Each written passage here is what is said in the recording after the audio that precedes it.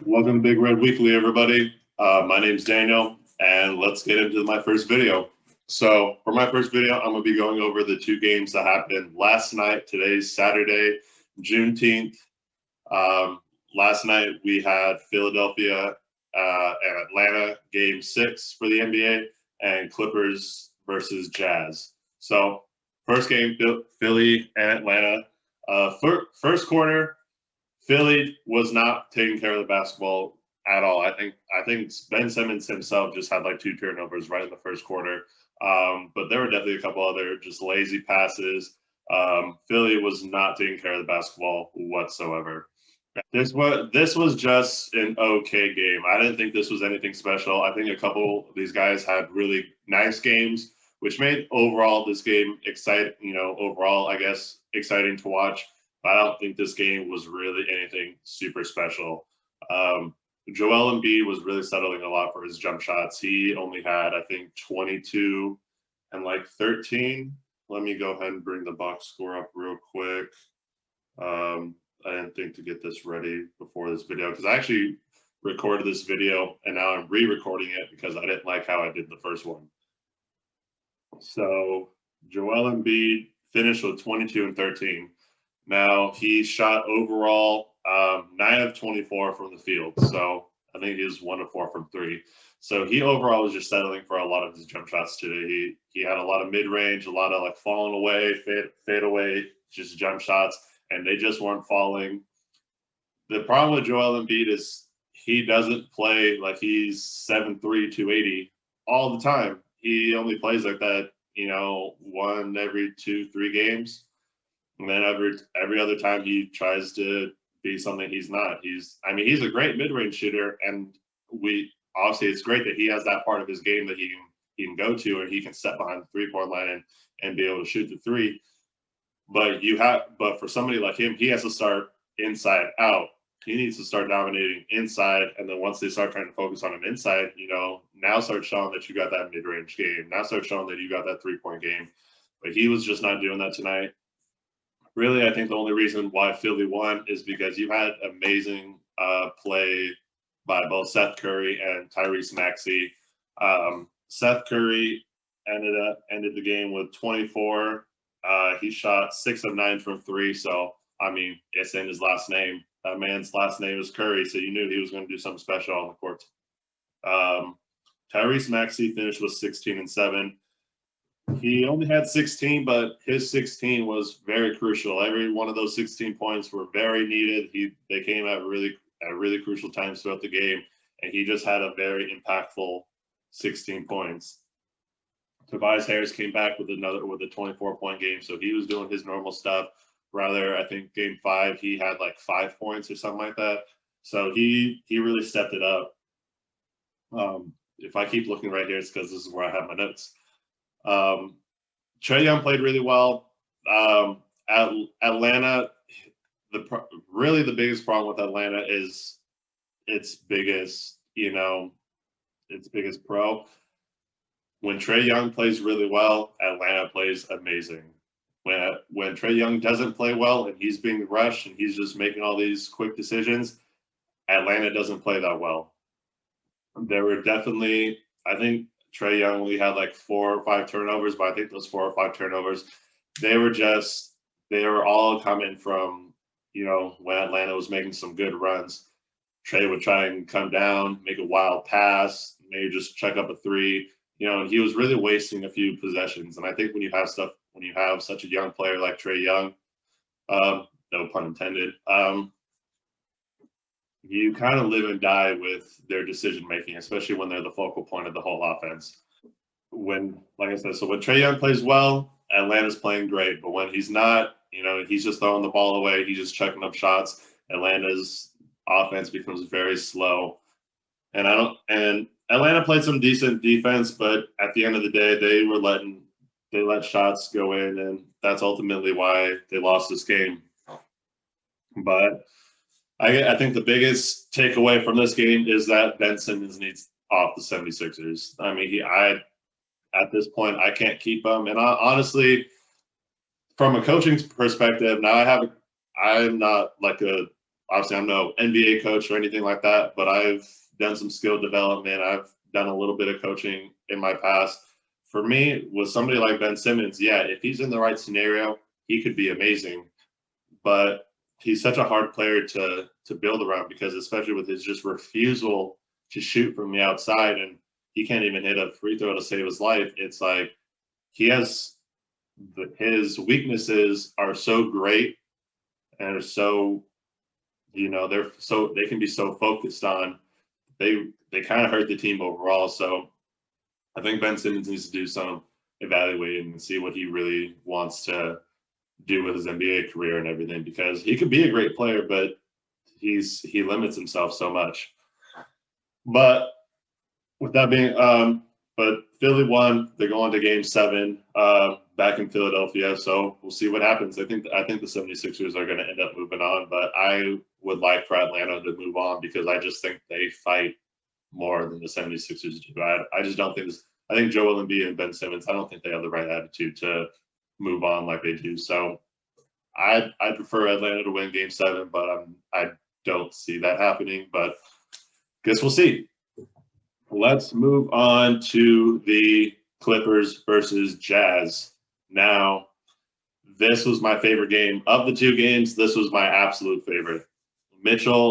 Donovan Mitchell came out playing super well in the first quarter. Clippers and Jazz were really just exchanging buckets. Luke Kennard hit a few shots. Donovan Mitchell was hitting some shots. I think they ended the quarter, being like 34 and 32. It was a super close game. End of the first quarter. Going into that second quarter, though, man, Jordan Clarkson, he tore it up. He was hitting. I think he had all 21 of his points for the game in the second quarter. Jordan Clarkson shot. He only made 2 threes. I felt like every time he shot the ball, it was just going in. So the fact that he went 2 of 6 from 3, that's kind of surprising. I thought he shot a little bit better than that, but I mean, he hit some ridiculous shots, and he was really feeling himself. So Jordan Clarkson had a great second quarter, and that really propelled. And Mitchell hits a couple big shots too. So overall, the Jazz shot 12 of 19 from the 3-point line, while the Clippers only shot 6 of 20. So, and I think ending the second quarter, so ending the first half, I think the score was like 74-50. And for the Utah Jazz absolutely killed the Clippers, and the Clippers were not putting up any kind of resistance defense to what the Jazz were doing. So they had that huge lead going into the second half, but I had a horrible feeling that they were just going to repeat. I was afraid that the Jazz were going to go cold like they did in Game 5, and they didn't do it to the extent I don't think they did in Game 5, but they still went kind of cold in the second half. Donovan Mitchell was really the guy who kept them in this game the entire time.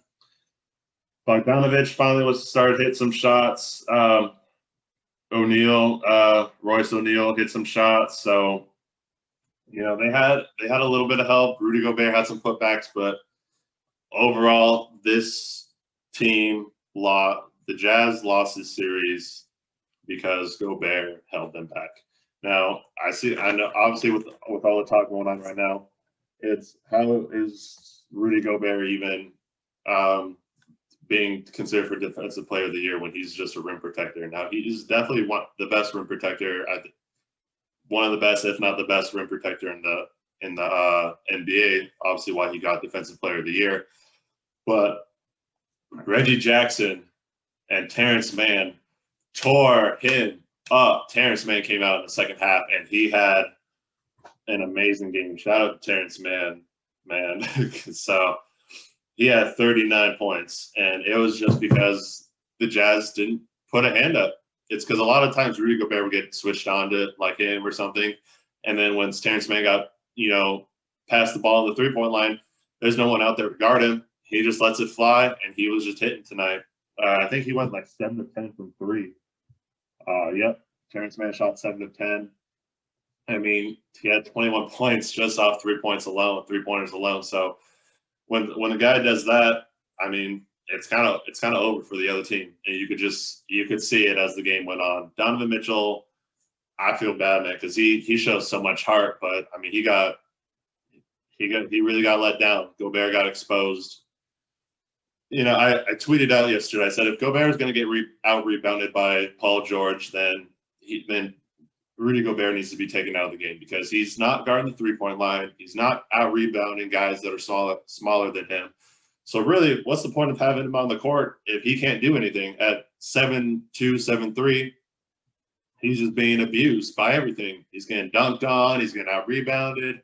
He's getting crossed out. They're just Reggie Jackson just bring that man out to the 3-point line, just bop bop all the way to the rim, reverse finish or anything.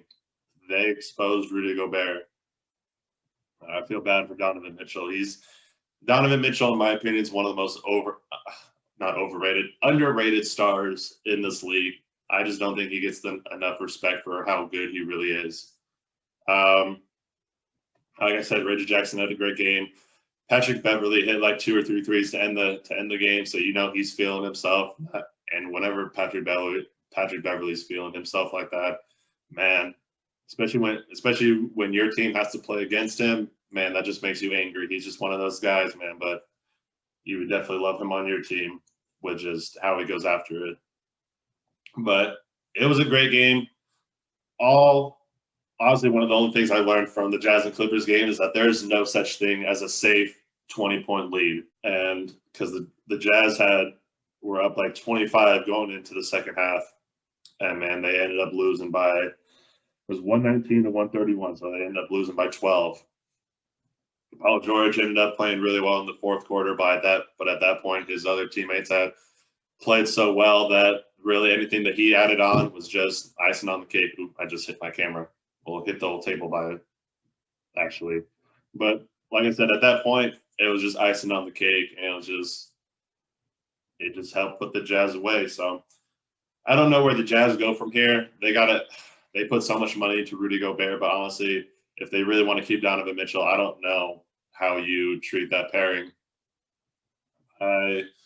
You could get a good little haul for Rudy Gobert, but ultimately with his contract and how little he really provides on the court, yeah, he provides rim protection, and he's a lob threat. But other than that, I mean, you can find a lot of that for maybe not as well, but you could get that for way cheaper, and a lot of other players. So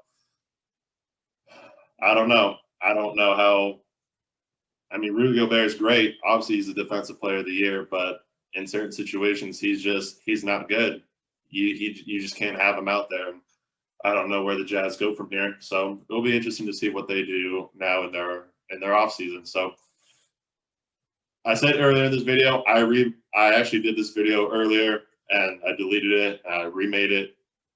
Well, obviously this is the remake. So I just put together my prediction for the Suns and Clippers series. So go check that out when that comes out, because this video is going to come out first. And I appreciate everybody for watching. If you have any feedback for me about, different equipment I could use to help provide better quality videos, anything like that, better cameras, any kind of recommendations, any kind of positive feedback, I'd love to hear it. Please like and subscribe for more content. And I appreciate everybody watching. Thanks.